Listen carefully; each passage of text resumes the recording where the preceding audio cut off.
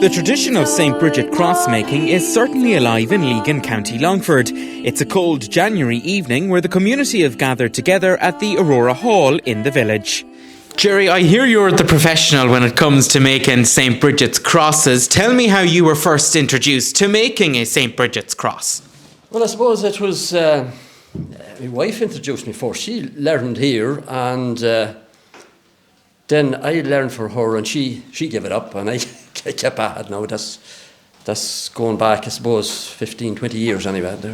Thereabouts. So really you're telling me it's a tradition really that's passed down maybe from one person to the next, and that's really how it's kept going? Sure, that's the way it happened with me anyway. Now I just kept it, and then I just seen different varieties or different shapes of them, and it was a man from Arda showed me how to make one of the other ones there, and from there just keep working along. And you mentioned about the rushes there. Is there a particular type of rush that's better than another, or what do you need? What type of rush is good? Well, if you can get your rushes all even and all the same size, you come up with a nicer cross.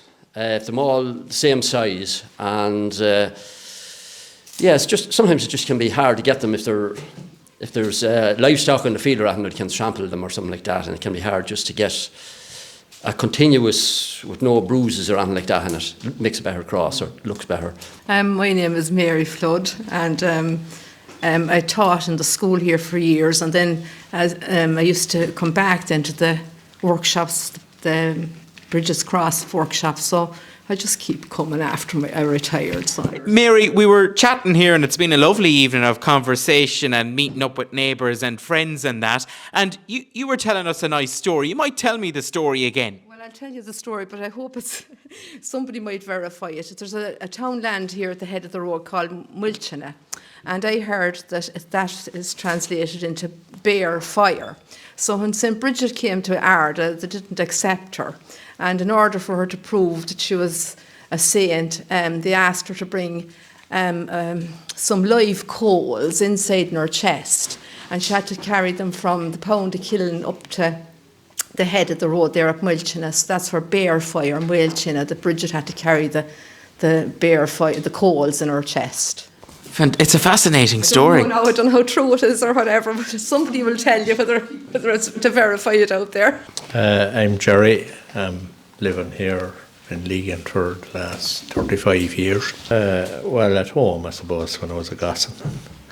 Picked it up from me father and mother and just went from there, I suppose, yeah.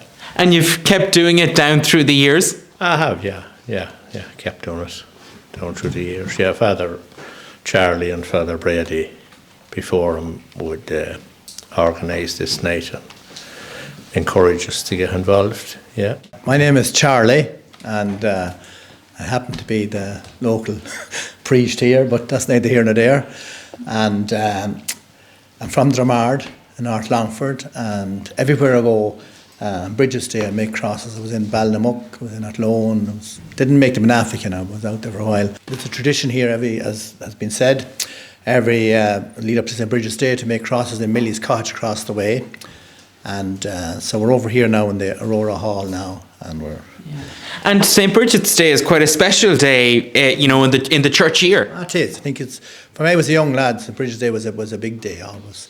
And it was, people use crosses in their sheds and for protection of animals and in their homes, and most places now you mightn't see it and Dermot Bannon's houses, but most houses now has a cross hanging up on the wall.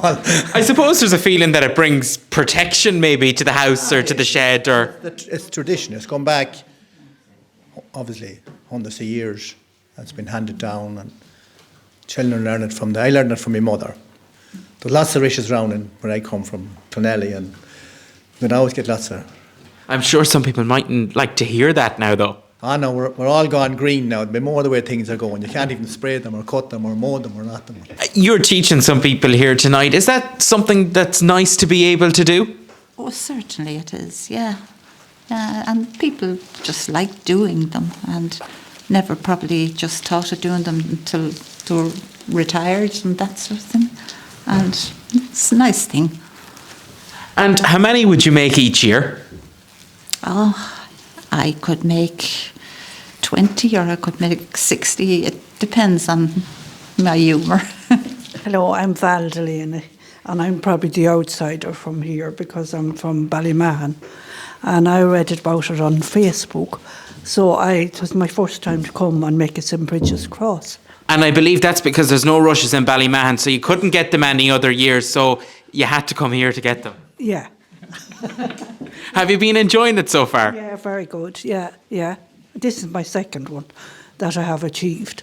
So It is an achievement, though, to learn and to be able to do it. It's a nice accomplishment. it is, yeah. Yeah, the road way that you would always have seen them, and I was always interested to know how they came together. Yeah. Is it difficult? Once, as the other lady said, once you get started and get your